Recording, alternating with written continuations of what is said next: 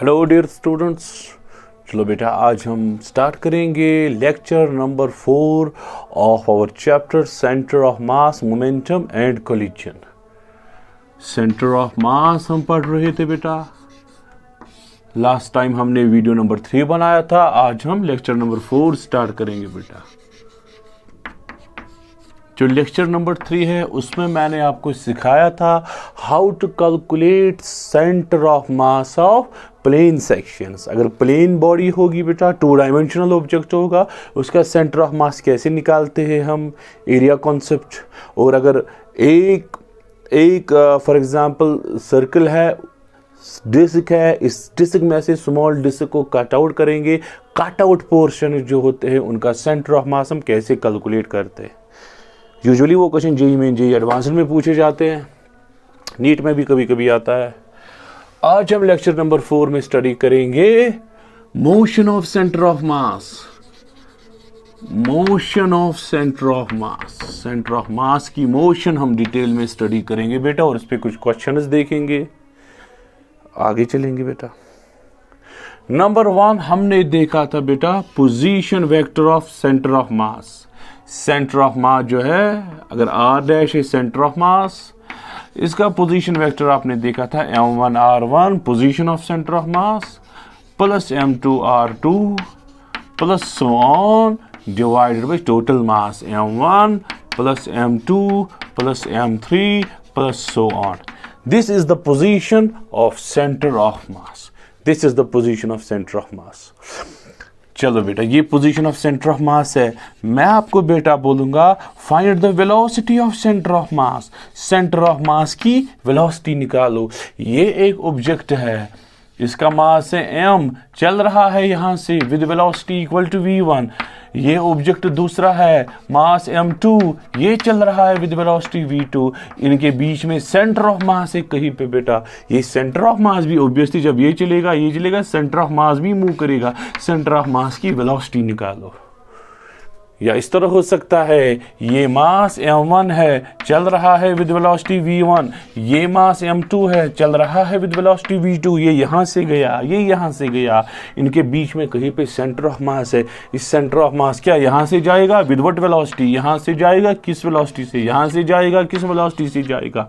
अगर यहां से जाएगा किस वेलोसिटी से जाएगा, we have to calculate velocity of centre of mass. समझे? चलिए भाई, आप इसको डिफरेंशिएट कीजिए, आपको आएगा d/dt ऑफ r डैश, ऊपर वेक्टर होगा, डिफरेंशिएट किया हमने, is equal to d/dt of m1 r1 plus d/dt of m2 r2 plus dot dot dot divided by m1 plus m2 plus so on. ये differentiate नहीं होगा, क्यों बेटा? ये कांस्टेंट है, constant will be taken out of differentiation. ये बच गया, ये डिफरेंशिएट होगा, क्योंकि इसमें r1 r2 r3 वेरिएबल्स है, इसको हमने डिफरेंशिएट करना है बेटा। What is differentiation of displacement? Differentiation of displacement gives velocity. आपने पोजीशन वेक्टर है, सेंटर ऑफ मास का पोजीशन RC हम लिखेंगे बेटा। चलो RC centre of mass, centre of mass की पोजीशन को डिफरेंशिएट किया, आपको वेलोसिटी ऑफ सेंटर ऑफ मास निकलेगा, आपका आएगा VC। What is VC? Velocity of centre of मास। चलिए भाई, m1 बच गया, देखिए भाई m1 बच गया, आपको आएगा d/dt ऑफ r1 प्लस, चलिए भाई m2 बच गया क्योंकि m2 कांस्टेंट है, अंदर आएगा d/dt of r2 and so on. नीचे क्या आएगा बेटा? m1 plus m2 plus so on. ठीक है बेटा। चलिए भाई, बोलिए velocity of centre of mass क्या आएगा बेटा? m1 बच गया, differentiation of displacement gives velocity. r1 को डिफरेंशिएट करके आपको v1 मिलेगा, प्लस m2 r2 को डिफरेंशिएट करके v2, डिस्प्लेसमेंट को डिफरेंशिएट करो, आपको वेलोसिटी मिलेगी। Second object, velocity of first body, velocity of second body and so on divided by total mass. नीचे वाला डिफरेंशिएट नहीं होगा, क्यों? क्योंकि ये बेटा कांस्टेंट है। वरना यू भी फॉर्मूला लगती। So this is the velocity of centre of मास। जिस तरह पोजीशन आपने कैलकुलेट किया m1 r1, m2 r2, m3 r3 and so on divided by total mass, इसी तरह वेलोसिटी कैलकुलेट करने के लिए m1 v1, m2 v2, m3 v3 divided by total mass. लेकिन ये फॉर्मूला यूज़ करने के लिए आपको v1 और v2 की डायरेक्शंस भी लेनी है। अगर आप राइट साइड पॉजिटिव लगाओगे, लेफ्ट साइड आप नेगेटिव लेना।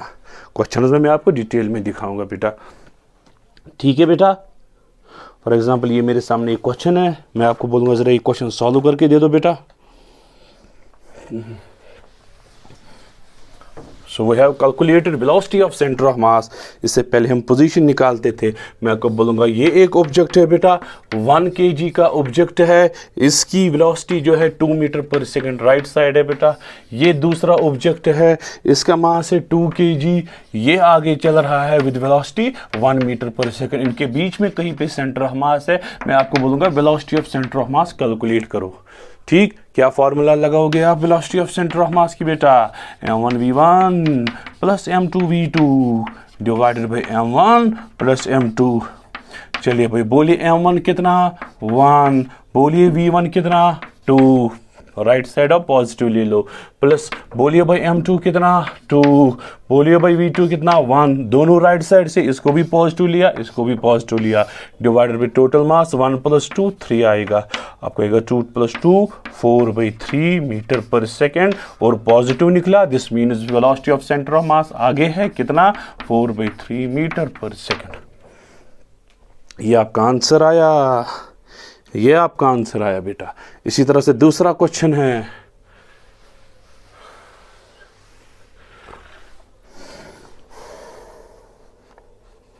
मैं आपको बोलूंगा बेटा ये है एक ऑब्जेक्ट आगे चल रहा है 2 मीटर पर सेकंड की वेलोसिटी से, मास है इसका 1 kg। दूसरा ऑब्जेक्ट जो है, दूसरा ऑब्जेक्ट इसका मास है 2 kg। क्या है बेटा? 2 kg। मैं आपको बोलूंगा 2 kg की वेलोसिटी v है, कहां से है ये मुझे नहीं पता। मैं आपको बोलूंगा find v, find v, second object की वेलोसिटी निकालो सच दैट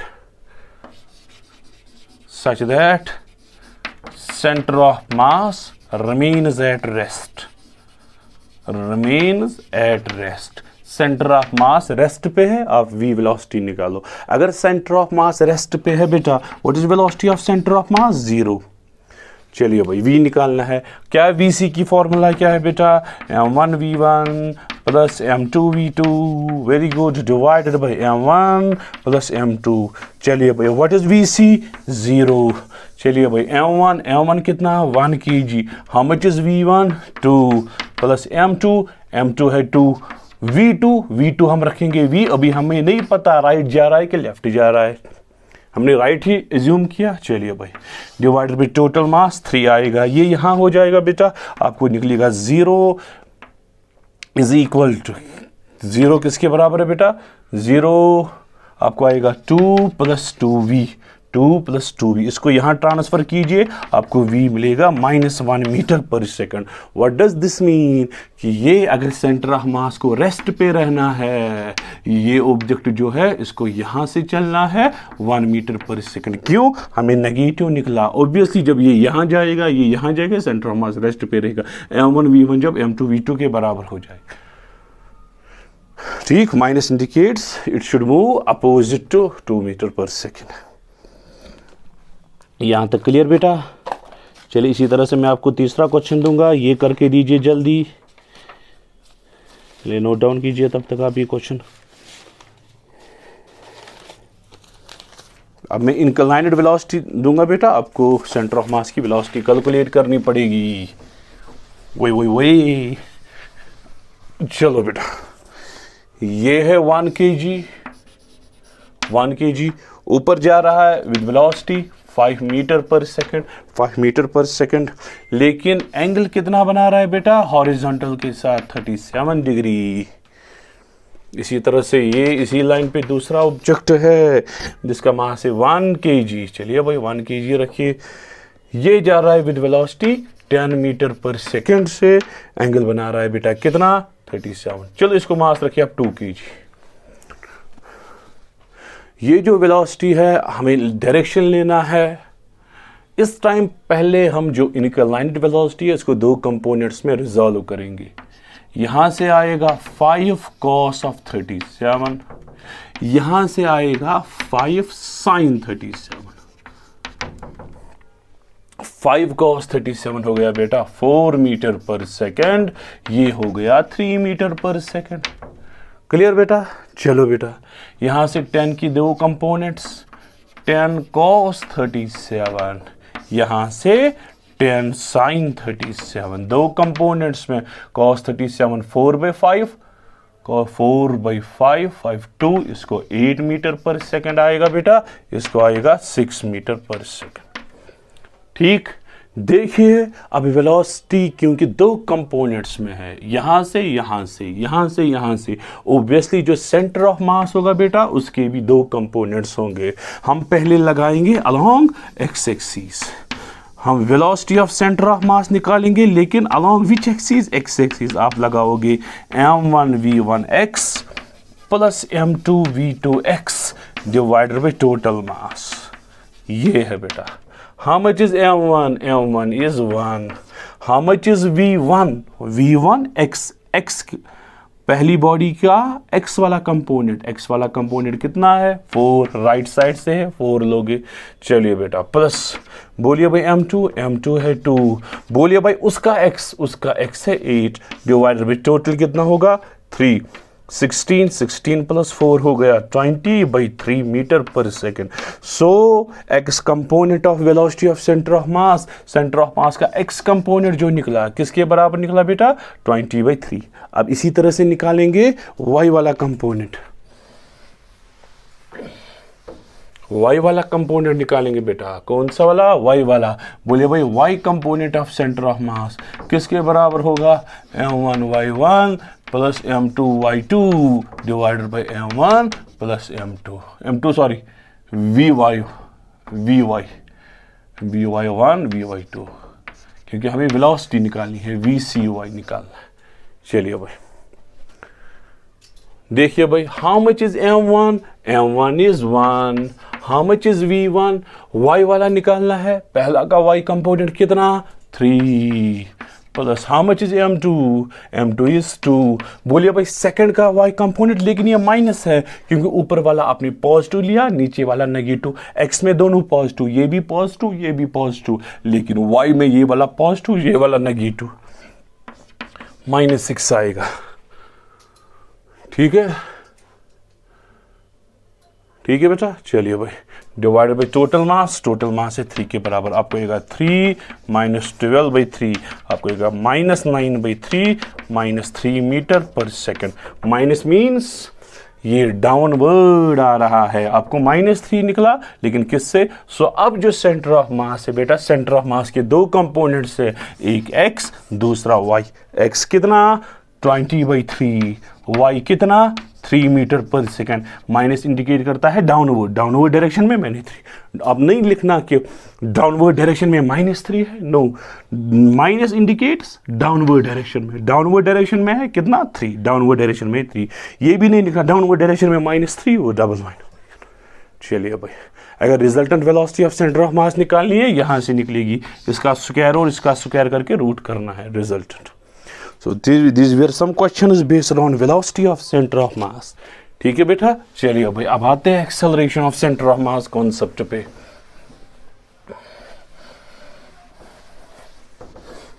चलिए भाई, वेलोसिटी पोजीशन वेक्टर हमने निकाला पहले, position of centre of mass RC किसके बराबर आया बेटा?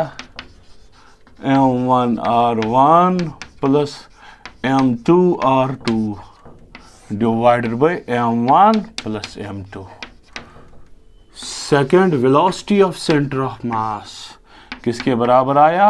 m1v1 प्लस m, अगर उससे ज्यादा होगा m3r3 ऐड हो जाएगा, m2v2 plus dot dot dot, चलो प्लस इसको भी लिखिए dot dot dot, divided by m1 plus m2 plus dot dot dot. चलिए अब ये हो गई वेलोसिटी। अब हम निकालेंगे बेटा acceleration of centre of mass. Acceleration निकालेंगे बेटा, वेलोसिटी को डिफरेंशिएट करके आपको एक्सेलरेशन मिलेगा। आप समझे मेरी बात को। चलिए भाई डिफरेंशिएट कीजिए, आपको आएगा d by d t v c. V c को डिफरेंशिएट किया आपने, यहां से ये बाहर आएगा क्योंकि ये सारा कांस्टेंट है, 1/m1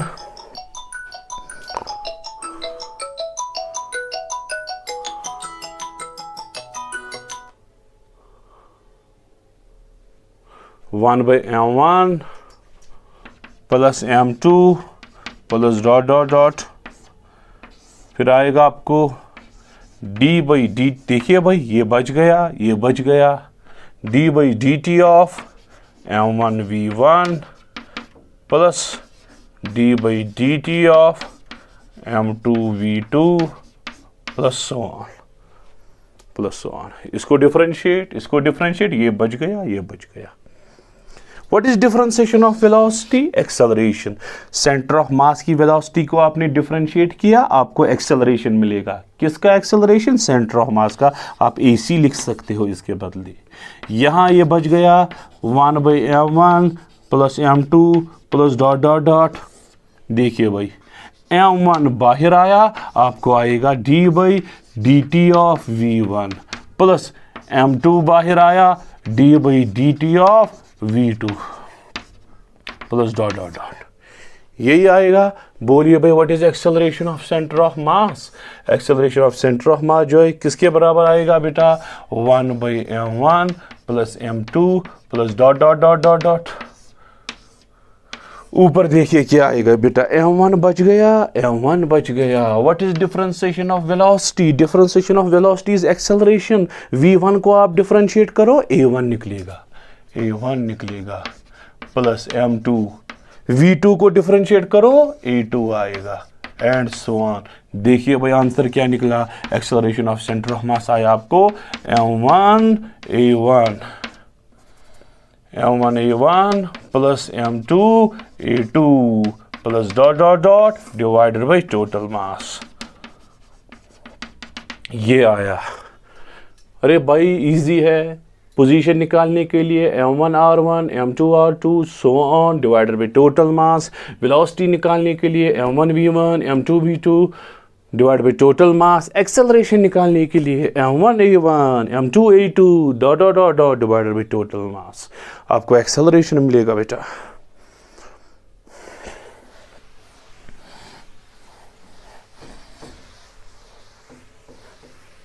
देखिए भाई एक ही क्वेश्चन में दूंगा इसको आपको, पुली ब्लॉक सिस्टम वाला। ये आपको पता है बेटा, ये हो गया m1, ये हो गया m2। m1 हेवी है, ये नीचे आएगा ऊपर जाएगा। आपको अपने लाज़ा मोशन में डिटेल में ये पढ़ा है, मैंने भी पढ़ा है आपको डिटेल में।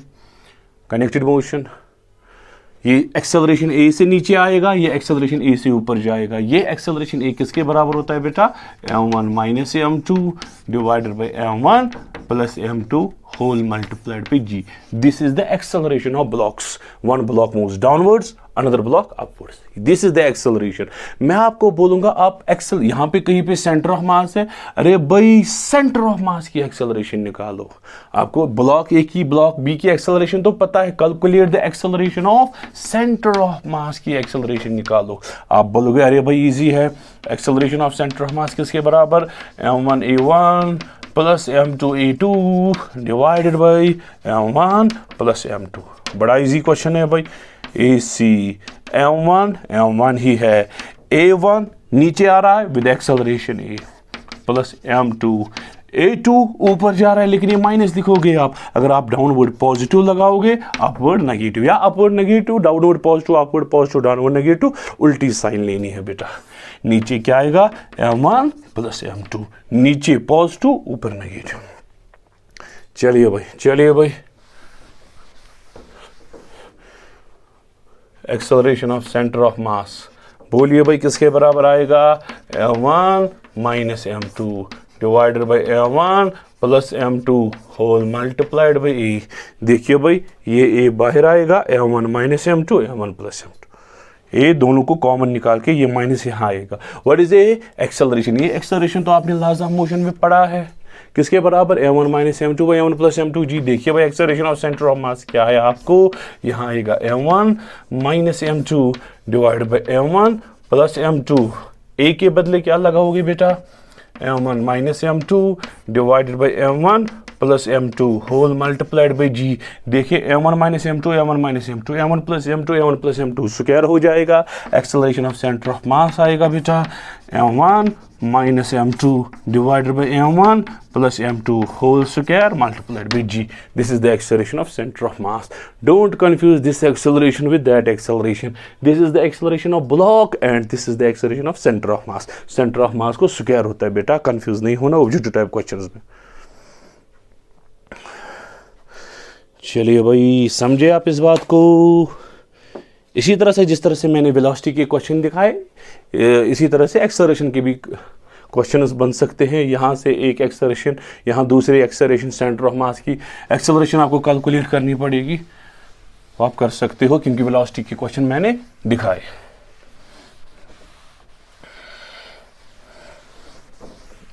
अब देखिए भाई पोजीशन भी हमने कैलकुलेट किया बेटा, पोजीशन भी हमने कैलकुलेट किया। पोजीशन क्या आया बेटा, पोजीशन आर डैश वो आपको आया बेटा m1 r1 plus m2 r2 divided by total mass, sum of m लिखूंगा भाई, अब समझना खुद द टोटल मास। इसी तरह से वेलोसिटी आपने निकाली, velocity of centre of mass m1 v1 plus m2 v2 divided by total मास। इसी तरह से acceleration of centre of mass किसके बराबर, m1 a1 plus m2 a2 divided by total मास। अब मैं आपको एक कॉन्सेप्ट दूंगा बेटा, उसके बाद मोशन में स्टडी करूंगा इसकी। मैं आपको बोलूंगा बेटा चौथा डिस्प्लेसमेंट ऑफ सेंटर ऑफ मास निकालो, पोजीशन नहीं डिस्प्लेसमेंट। अगर ये एक ऑब्जेक्ट है बेटा, ये एक ऑब्जेक्ट है m1, इसको मैंने आगे चलाया, कितना चलाया, डेल्टा r1, ठीक। ये दूसरा ऑब्जेक्ट है m2 बेटा, इसको भी मैंने आगे चलाया, कितना चलाया, delta r2। Obviously centre of मास तो अपनी जगह अब नहीं रहेगा, सेंटर ऑफ मास भी आगे चलेगा, कितना चलेगा, डेल्टा rc। मैं आपको बोलूंगा ए को आप ऑब्जेक्ट नंबर 1 को आपने डिस्प्लेस कराया, ऑब्जेक्ट नंबर 2 को भी डिस्प्लेस कराया, सेंटर ऑफ मास भी डिस्प्लेस होगा, कितना डिस्प्लेस होगा, ये कैलकुलेट करो भाई, डिस्प्लेसमेंट ऑफ सेंटर ऑफ मास, ठीक है भाई। अरे भाई यही है, इसको डेल्टा लगाओ, आरसी के बदले लगाओ डेल्टा आरसी, ठीक। What is delta RC, displacement of centre of mass, किसके बराबर आएगा, m1 डेल्टा r1, लेकिन वेक्टर साइन लेके, डायरेक्शन लेके, प्लस m2 r2 के बदले क्या लिखोगे, delta r2 divided by m1 plus m2। ये आपको आया भाई डिस्प्लेसमेंट, किसकी डिस्प्लेसमेंट, सेंटर ऑफ मास की displacement, m1 delta r1 m2 delta r2 divide by m1 plus m2। इस पर मैं आपको एक दो क्वेश्चन दिखाऊंगा, इस पर कुछ इंपॉर्टेंट कंक्लूजन इस पर निकलेगा भाई, वो आपको फिर याद रखना है। अभी नोट डाउन कीजिए यहाँ तक बेटा, तब तक हम आगे चलेंगे।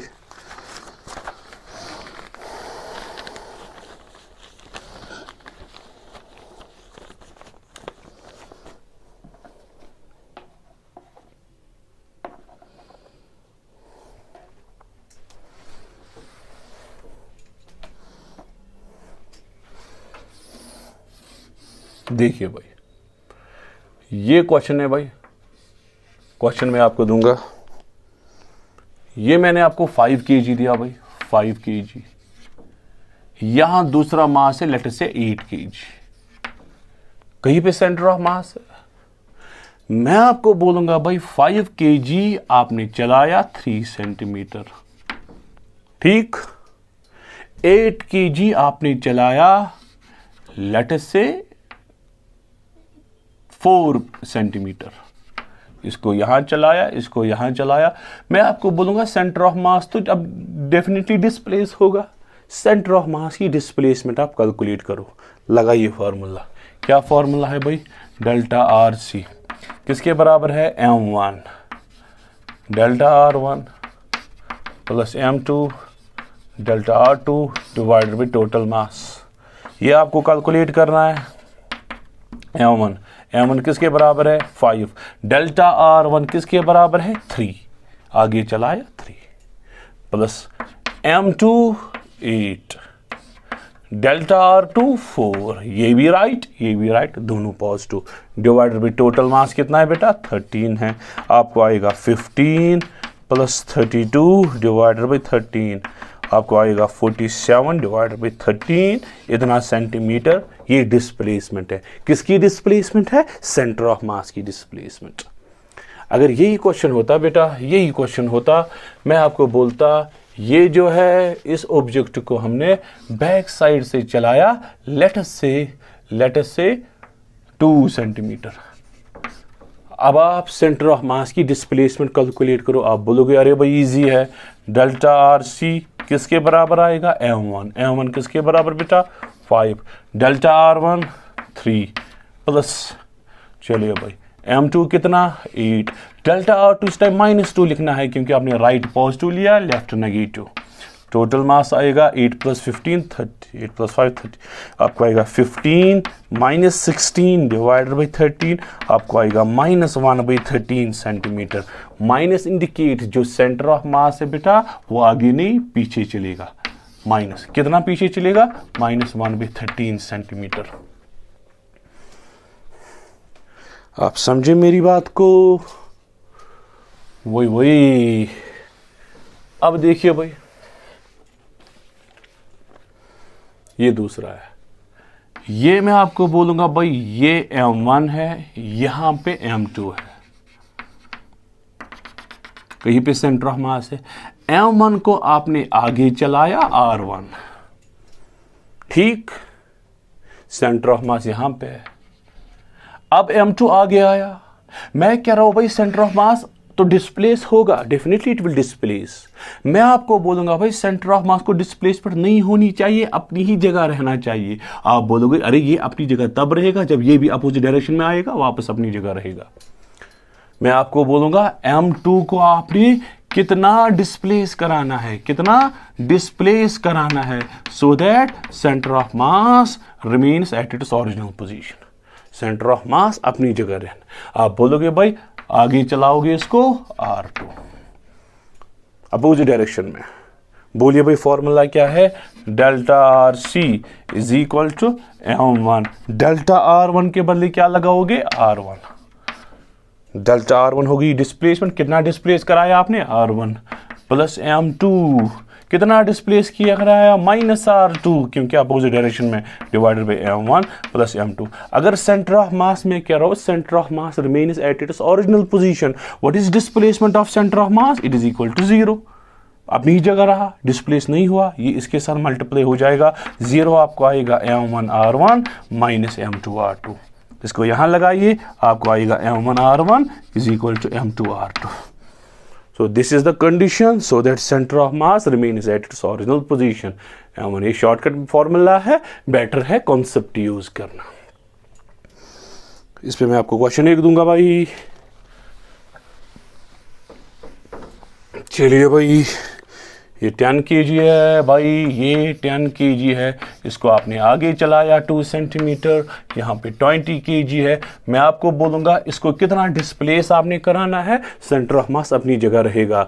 कॉन्सेप्ट लगाओ पहले, फिर शॉर्टकट लगाओगे। आप लगाओगे अरे भाई डेल्टा आर सी m1 है 10, इसको डिस्प्लेस कराया 2 प्लस m2 है 20। अगर सेंटर ऑफ मास को अपनी जगह रखना है, इसको यहाँ चलाना है, इसको यहाँ अपोजिट डायरेक्शन में, लेट अस से इसको हम r2 चलाएंगे, -r2 लिखेंगे। टोटल मास है भाई 30। अगर सेंटर ऑफ मास अपनी जगह है, व्हाट इज डिस्प्लेसमेंट 0, इसके साथ 0 हो जाएगा, 20 माइनस 20 r2, यही है भाई।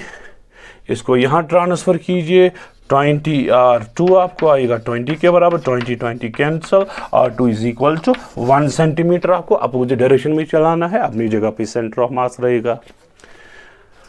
शॉर्टकट भी यूज कर सकते हो, क्या यूज है shortcut, m1 r1 is equal to m2 r2 बोलिए भाई M1 कितना 10, R1 कितना 2, M2 कितना 20, R2 हमें निकालना है।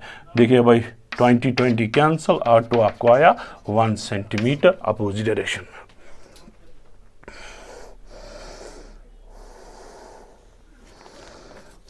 यहां तक क्लियर बेटा।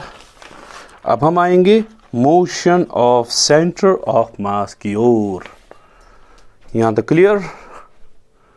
चलिए भाई अच्छी बात है। अब आएंगे हम motion of centre of mass की ओर। Motion of centre of mass, motion of centre of mass, वो बड़ा इंपॉर्टेंट है बेटा, बड़ा इंपॉर्टेंट सवाल।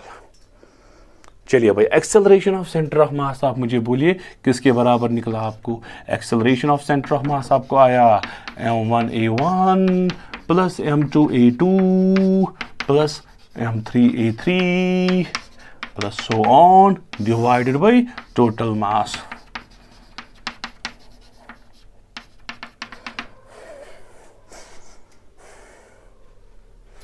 इसको क्रॉस मल्टीप्लाई लगाइए भाई, आपको आएगा m1 plus m2 plus m3 plus so on into AC।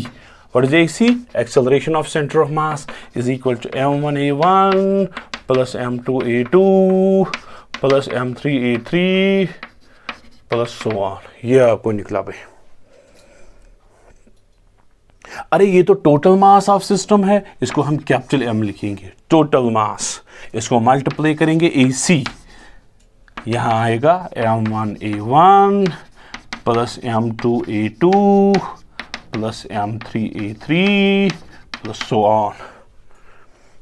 ये आया भाई। देखिए भाई ये एक सिस्टम है बेटा, ये एक सिस्टम है। सिस्टम में पार्टिकल नंबर 1, इसकी एक्सेलरेशन a1, मास m1, इसका फोर्स F1 आएगा किसके बराबर m1a1।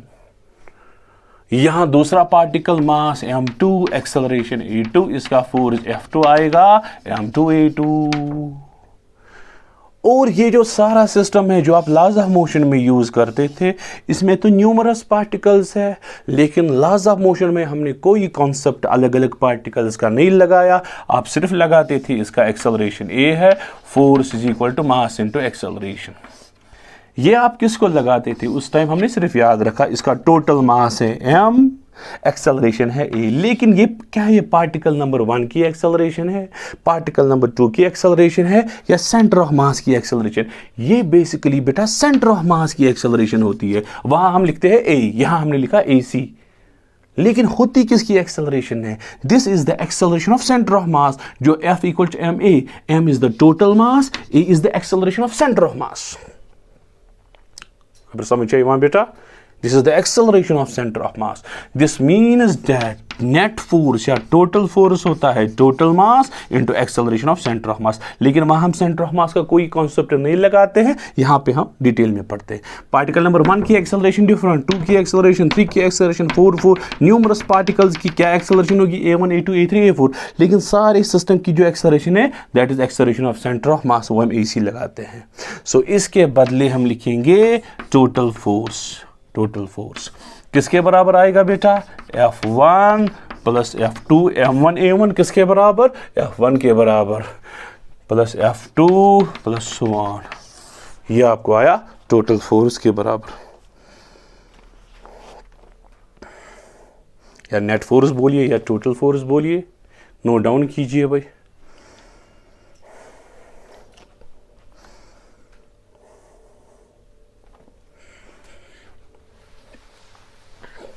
और ये भी कि ये जो F नेट है, या F नेट लिखिए भाई बेटर होगा, F नेट। ये जो F नेट है किसके बराबर आया? Total mass into acceleration of centre of mass. अगर मैं आपको बोलूंगा भाई if F net equal to 0, system पे नेट फोर्स जो है 0 है। सिस्टम जो है बेटा, ये सिस्टम है, इसमें न्यूमरस पार्टिकल्स है, इस पे नेट फोर्स जीरो है। क्या डज इट मीन सारे फोर्स जीरो है, F1 F2 F3 जीरो है? नो, ऐसे हो सकता है ये फोर्स यहां से इस फोर्स को ये कैंसिल करे, ये फोर्स यहां से इस फोर्स को ये कैंसिल करे। वो forces are there, F1 F2 F3 F4 are there, लेकिन नेट फोर्स जीरो है क्योंकि इसको ये कैंसिल कर रहा है, इसको ये कैंसिल कर रहा है।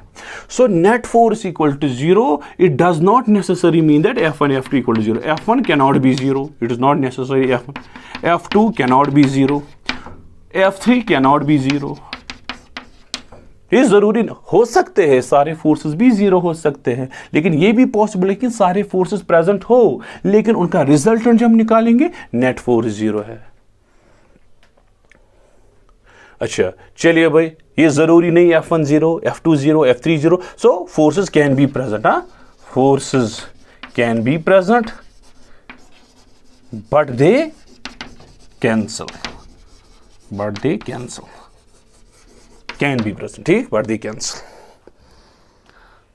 आप मुझे बोलिए भाई, what is acceleration of centre of mass? F net अगर जीरो है, F net equal to zero, F net हो गया mass, total mass into acceleration of centre of mass zero, cross multiply हो जाएगा सेंटर ऑफ मास की acceleration zero. So F net zero mean acceleration of centre of mass zero है, centre of mass की acceleration zero. क्या इसका मतलब A1 A2 A3 zero? No, it is not necessary. A1 present होगी, A2 present होगी, ये plus ये minus cancel हुआ, नेट एक्सेलरेशन जीरो आया। So it is not necessary that A1 equal to zero. A1 non zero भी हो सकता है, A2 नॉन जीरो भी हो सकता है, लेकिन दे कैंसिल। इसी तरह से फोर्सेस प्रेजेंट थे, F1 is not equal to zero, F2 is not equal to zero, but the forces cancel. Similarly acceleration is cancel. So what does net force zero mean? Forces present होंगे, acceleration present होगी, लेकिन net force zero, net acceleration of centre of mass zero. Acceleration of centre of mass zero means that velocity is constant. जब velocity constant होगी तब ही acceleration zero, velocity is constant. ये हमें conclusion निकला। Velocity किसकी? Velocity of centre of mass. Centre of mass की जो वेलोसिटी है वो कांस्टेंट है। So what is conclusion? अगर सिस्टम पे इंटरनल फोर्सेस है, इंटरनल एक्सेलरेशन है, लेकिन नेट फोर्स किसके बराबर? जीरो। एक्सेलरेशन क्या बनेगी? Zero. Velocity of centre of mass क्या आएगी बेटा? कांस्टेंट आएगी। Constant means, what does constant mean? Constant means अगर initially centre of mass rest पे है तो रेस्ट पे ही रहेगा। अगर centre of mass is initially at rest, it will remain at rest. अगर यूनिफॉर्म मोशन में है तो यूनिफॉर्म मोशन में ही रहेगा। तो दिस इज द कंक्लूजन। अगर इंटरनल फोर्स इज प्रेजेंट लेकिन net force zero, what is the acceleration of centre of mass? Zero. Acceleration of centre of mass zero means if the center of mass is initially at rest, it remains at rest. If it is in uniform motion, it will remain in uniform motion. Example देखिए भाई, ये gravitational force है, ये मैंने दो objects बनाए, ये इसको आपस में अट्रैक्ट हो रहा है, ये F1 लगा रहा है, ये F2 लगा रहा है, इक्वल एंड अपोजिट। आप ये सिस्टम देखिए भाई, इसने इसको अट्रैक्ट किया, इसने इसको अट्रैक्ट किया, सारे सिस्टम पे नेट फोर्स कितना? जीरो। ये तो इंटरनल फोर्स है, इसको अट्रैक्ट कर रहा है, ये इसको अट्रैक्ट है, सिस्टम पे नेट फोर्स जीरो। ये एक्सेलरेशन A1 से आगे जाएगा, ये एक्सेलरेशन A2 से। देखिए इसकी एक्सेलरेशन B है, इसकी एक्सेलरेशन B है, इसका फोर्स B है, इसका फोर्स B है, but net force zero. What is acceleration of centre of mass? वो भी जीरो। अगर सेंटर ऑफ मास रेस्ट पे था, रेस्ट पे ही रहेगा, अगर मोशन में था, मोशन में ही रहेगा। This is the conclusion. इस पे कुछ वो बोट टाइप क्वेश्चंस आते हैं, वो मैं आपको दिखाऊंगा भाई। बोट क्वेश्चंस आते हैं, बोट, बैलून।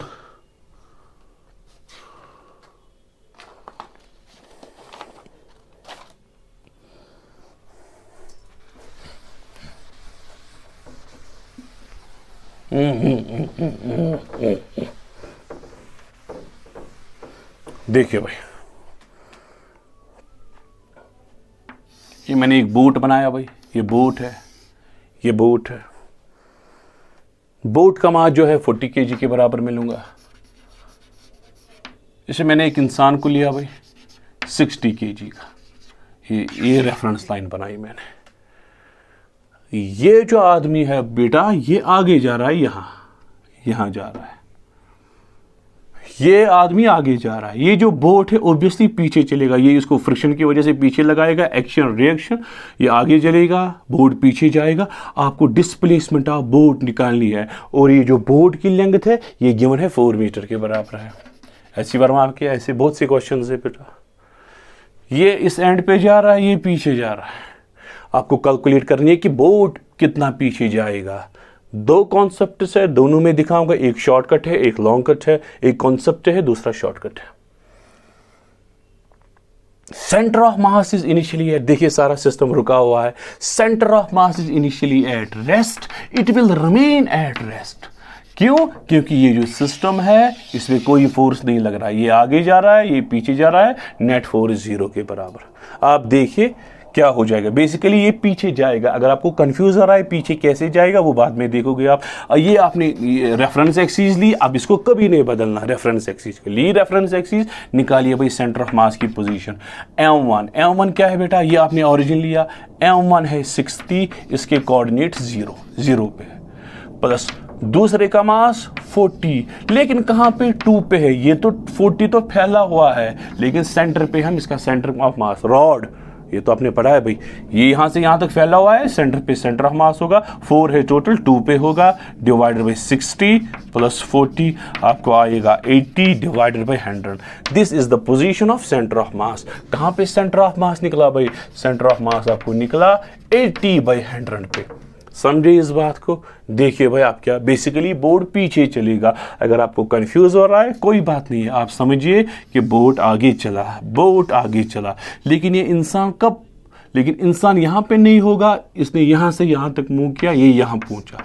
बेसिकली बोट पीछे जाएगा, आप टेंशन मत लो, आप एज्यूम करो ये भी आगे गया, ठीक। आपको नेगेटिव आंसर निकलेगा, खुद समझ आएगा ये पीछे जाएगा।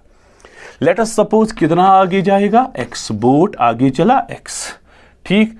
चलिए भाई अब इंसान यहां पे है, बोट की लेंथ क्या बेटा 4 मीटर, बोट का मास कितना 40, इसका मास कितना 60। चलिए भाई अब बोलिए भाई what is position of centre of mass new.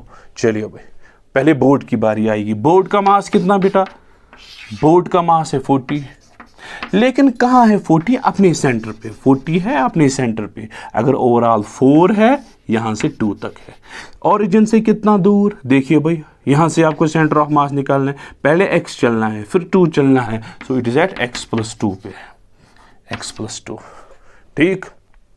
Plus अब किसकी बारी, 60 यहां पे है, देखिए 60 अपनी जगह है, कितना दूर है ओरिजिन से, पहले x फिर 4, आपको आएगा x+4 डिवाइडेड बाई टोटल मास क्या है 100। ये इंटरनल फोर्सेस है सारा कि what is net force on system 0। अगर नेट फोर्स ऑन सिस्टम 0, जहां पे सेंटर ऑफ मास था वहीं पे रहेगा, सेंटर ऑफ मास जहां पे था वहीं पे रहेगा। क्यों? क्योंकि net force on the system is 0। आप इन दोनों को इक्वलाइज कराइए, क्यों, net force on system is 0। अब बोलिए भाई 80/100 जो है किसके बराबर आएगा, 40x + 80, 40x + 80 plus 60x + 240 divided by 100 गया इसके साथ, ये 80 इसके साथ गया, लेफ्ट साइड से 0 आया, राइट साइड से आ गया 100x + 240, ठीक। ट्रांसफर कीजिए यहां, आपको आएगा 100x = -240, x आएगा -2.4।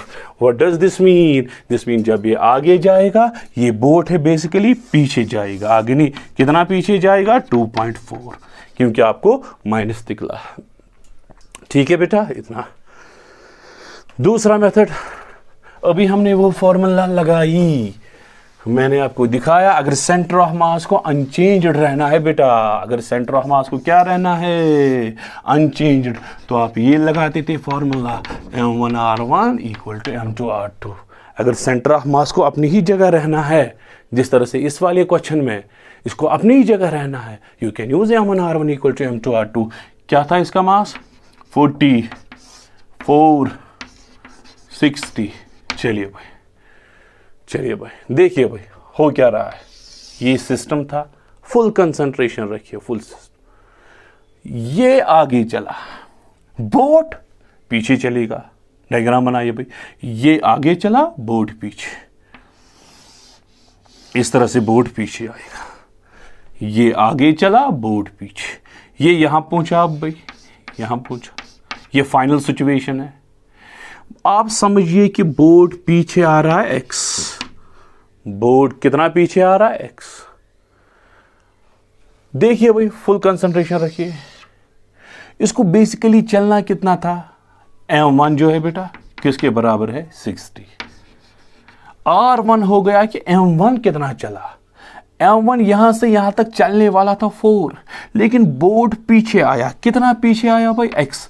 क्या अब ये जो m1 है 4 चला, x चला, 4 प्लस x चला या 4 माइनस x। आगे चलने वाला था 4, x वापस आया, सो ये 4 नहीं चला, इट मूव्स 4 माइनस x। 4 यहां से यहां तक था, ये तो यहां से यहां तक चला। आप बोलोगे अरे यहां इस एंड से इस एंड तक 4 है, इसलिए तो 4 डायरेक्ट चला, लेकिन वापस पीछे आया। कितना पीछे आया x, so it moves 4 minus x। 4 आगे, x वापस पीछे। यहां तक क्लियर बेटा। चलिए भाई बोलिए भाई m2 किसके बराबर है। m2 हो गया बोट, बोट है 40 है। देखिए भाई ये बोट है, जब ये पीछे चलेगा, ये पीछे चलेगा, बोट भी पीछे चलेगा x। सो m2 कितना मूव करेगा भाई x पीछे चलेगा। ठीक, इंसान तो 4 चला minus x, 4 minus x, boat सिर्फ x चला। लगाइए formula 60 into 4 minus x is equal to m2 40 into x। ठीक है भाई, फिर माइनस x आएगा। चलिए भाई ये हो जाएगा, माइनस x आएगा भाई। क्यों, क्योंकि ये वाली डायरेक्शन आपने पॉजिटिव ली, ये नेगेटिव ली। 4 माइनस x तो तभी लिखा आपने। आपको आएगा 6 4 24 minus 6x is equal to minus 4x। इसको ट्रांसफर कीजिए यहां 24, लेकिन यहां पे कैलकुलेशन एरर आ रहा है बेटा। एक मिनट। ये क्योंकि ये तो हमने लिया माइनस x। देखिए भाई ये 4 आगे चला, x वापस पीछे, so it moves 4 minus x। ठीक, ये x, क्योंकि इस फॉर्मूला डिराइव करने के टाइम हमने ऑलरेडी r2 माइनस कंसिडर किया है। हमने ऑलरेडी डिराइवेशन के टाइम इसको माइनस कंसिडर करना है। सो यहां पे बार बार ये माइनस लगाने की जरूरत नहीं है, ये ऑलरेडी माइनस आया है। इसका ये तो माइनस ही है, लेकिन वो ऑलरेडी आया है बेटा। चलिए भाई 24 आएगा 10x के बराबर। ठीक, तो x आएगा 2.4। ये आपका आंसर, यही तो निकला 2.4 बैकवर्ड डायरेक्शन में। या बेटर यहां पे रहता है भाई, अगर आपको डायरेक्शन निकाल के नेगेटिव छोड़ना है भाई, डेरिवेशन लगाइए m1 delta r1 plus m2 delta r2 equal to 0। ये बेटर रहेगी भाई, इसमें आपको गलती नहीं हो जाएगी, इसमें आप कैलकुलेशन एरर कर सकते हो। m1 जो है 60 है, कितना चला 4 माइनस x, 4 आगे x पीछे, प्लस बोलिए भाई m2 है 40, बोर्ड का मास, बैकवर्ड चला माइनस x। यहां आप इस वाली फॉर्मूला में अपने हिसाब से कर सकते हो, backward minus x equal to 0।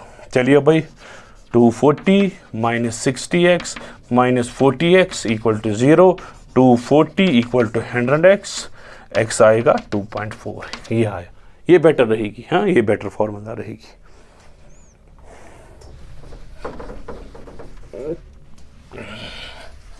ठीक है भाई, समझे इस बात को आप।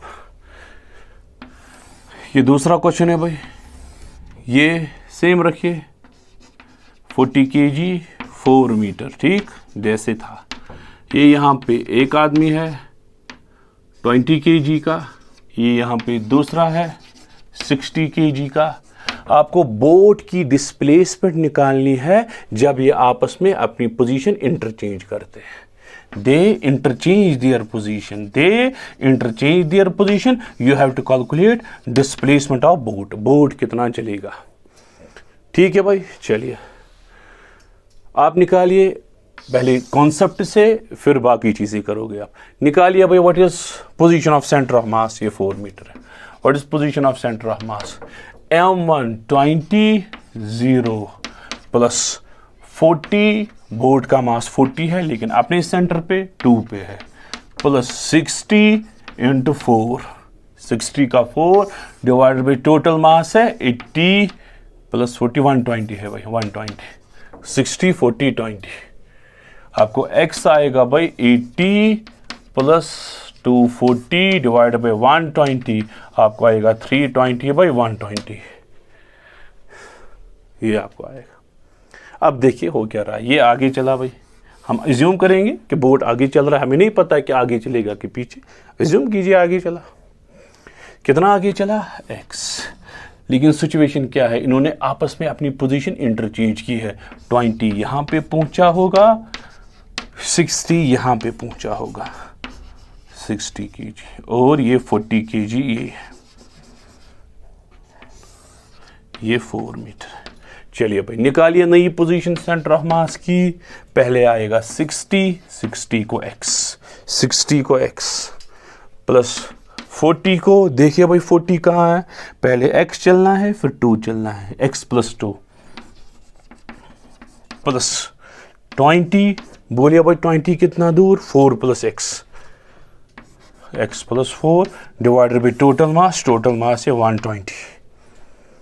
ठीक, अब आप इक्वलाइज कीजिए दोनों को, आपको आंसर मिलेगा भाई। इक्वलाइज कीजिए दोनों को, आपको आंसर मिलेगा 320 बाई 120 इज इक्वल टू आपको आएगा 60x plus 40x plus 80 plus 20x plus 80 divided by 120।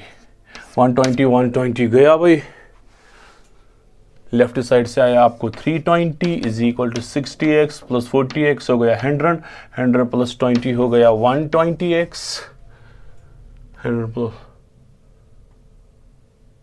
40 120, 80 plus 80 हो गया बेटा 160। इसको यहाँ ट्रांसफर कीजिए, आपको आएगा 320 माइनस 160, वो हो गया 160 इज इक्वल टू 120x, 0 0 गया, x आपको निकला 16/12, 4 4 जा 4 3 जा, ये आपको आया आंसर। सो डिस्प्लेस, बोर्ड कितना डिस्प्लेस हो रहा है, 4/3, आगे की पीछे, आगे हमें पॉजिटिव निकला, अगर नेगेटिव निकलता तो बैकवर्ड डायरेक्शन। ऑब्वियसली हायर मास डोमिनेट रहेगा, ये हायर मास यहां चला, बोर्ड आगे, लोअर मास आगे, ये बोर्ड को पीछे ले रहा है लेकिन कम, लेकिन ये बोर्ड को आगे लेगा ज्यादा, ये पीछे आया ज्यादा, डोमिनेट रहेगा। ये एक मेथड है। वो दूसरा शॉर्टकट मेथड जो मैंने आपको अभी बोला बेटा, वो आप करो, क्या है वो method, M1 delta R1 plus M2 delta R2 plus M3 delta R3 equal to 0, क्योंकि सेंटर ऑफ मास को अपनी जगह रहना है। चलिए भाई, बोलिए भाई ये जो 20 kg है, इसका मास है 20, बोलिए भाई इसने कितना डिस्प्लेस किया। आप बोलोगे ये 4 चला, अरे नहीं, जब ये 4 चलेगा बोर्ड भी आगे चला होगा। सो 20 kg यहां से यहां पहुंचा, कितना चला इसने, पहले चला 4, बोर्ड भी आगे चला x, so it moves bye a displacement of 4 plus x। आपको समझाया कैसे 4, एक तो इस एंड तक पहुंचा 4, इससे पहले वाले क्वेश्चन में बैकवर्ड आ रहा था -x हमने लिखा, लेकिन इस टाइम आगे जा रहा है +x, 4 + x। चलिए भाई, अब बोर्ड की बारी, बोर्ड का मास 40, बोलिए भाई 4, बोर्ड तो सीधे बोर्ड अपनी जगह था, आगे चला x, इसने नहीं, पहले बोर्ड थे यहां से यहां तक चला, ये बोर्ड का मास ही यहां पे है, पहले यहां पे था, यहां पे है, x चला, बोर्ड सिंपली x मूव, इससे पहले माइनस था क्योंकि अपोजिट डायरेक्शन में। अब तीसरे की बारी है +60 वाला, ये 60 बैकवर्ड डायरेक्शन में आ रहा है, कितना आ रहा है भाई, कॉन्सेप्ट लगाइए भाई।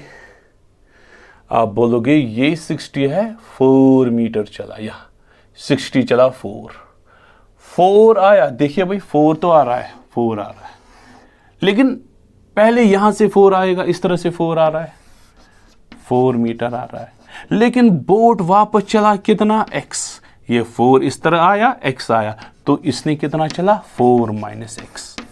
आप नहीं समझे मेरी बात को, आप समझे ही नहीं, इसको यहाँ से यहाँ तक आना है कितना 4 आया, पहले आया। इनफैक्ट ये नेगेटिव है, -4 आया, मैं इस तरह से समझाऊंगा। लेफ्ट साइड आया -4 आया, लेकिन बोर्ड आगे चल रहा है x -4 + x 60 -4 + x। ये वाला था 4 इसी डायरेक्शन में, x भी इसी डायरेक्शन में, ये 4 + x, ये -4 + x, -4 + x = 0। ठीक है बेटा, लगाइए भाई, आपको आएगा 80 + 20x + 40x - 240 + 60x = 0।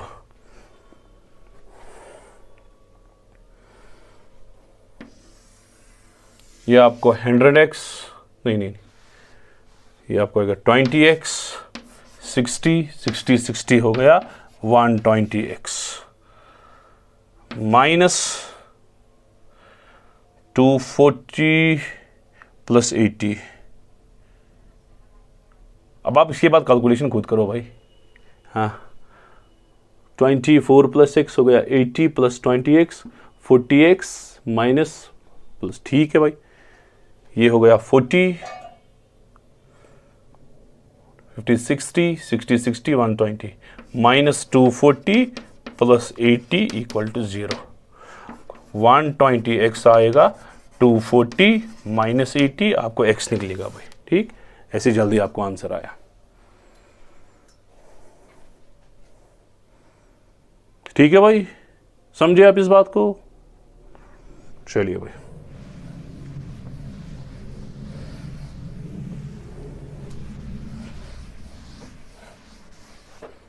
अब एक और क्वेश्चन।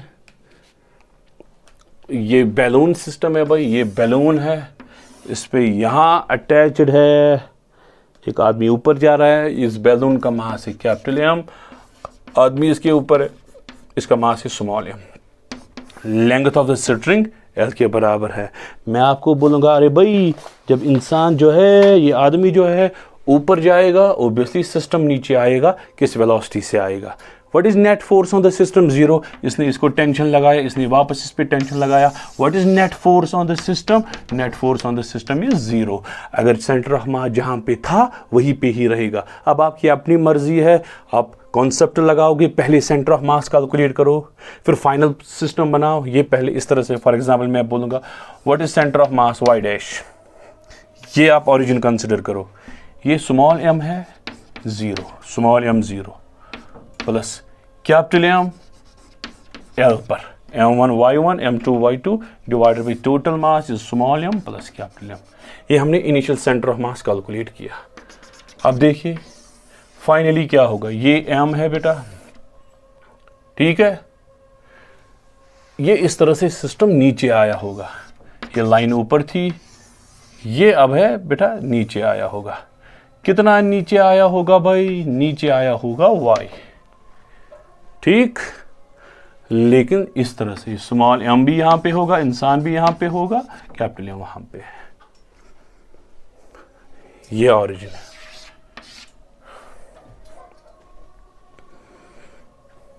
बोलिए भाई, अब final position of centre of mass calculate करो। इस टोटल लेंथ क्या थी बेटा? L। ये टोटल लेंथ क्या थी बेटा?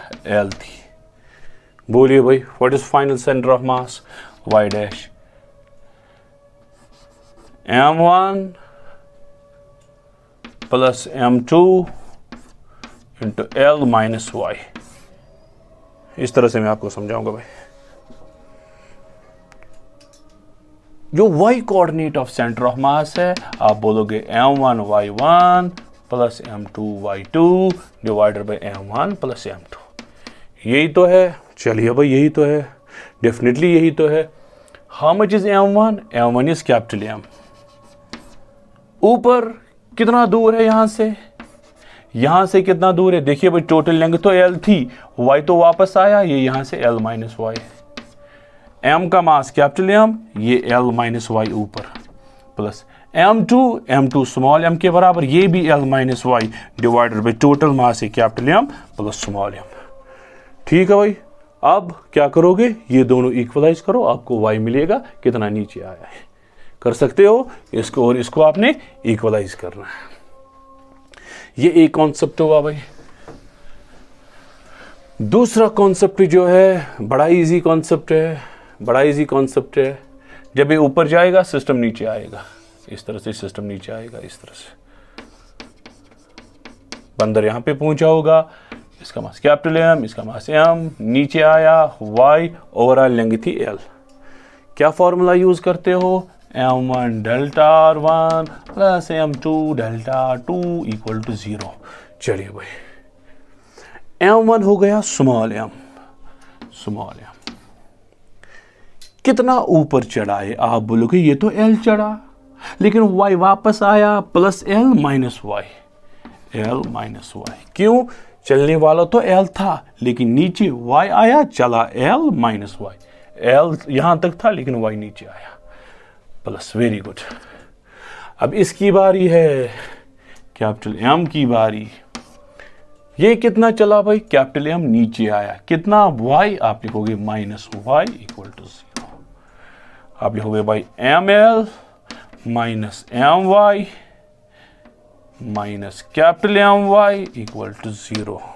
y मुझे निकालना है, आपको आएगा ml is equal to m plus small m into y।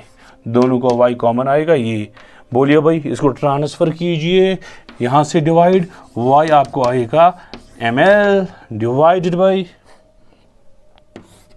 Capital M plus small m। ये आपकी डिस्प्लेसमेंट है, इस डिस्प्लेसमेंट से ये नीचे आएगा। ठीक है बेटा, so that's all for today. इसी के साथ हमारा ये जो सेंटर ऑफ मास है सारा कंक्लूड हुआ। Centre of mass is over.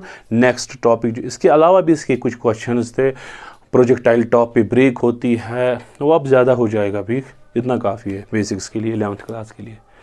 सो अब नेक्स्ट क्लास में हम momentum and it's conservation start करेंगे। ठीक है बेटा, so that's all for today, that's all.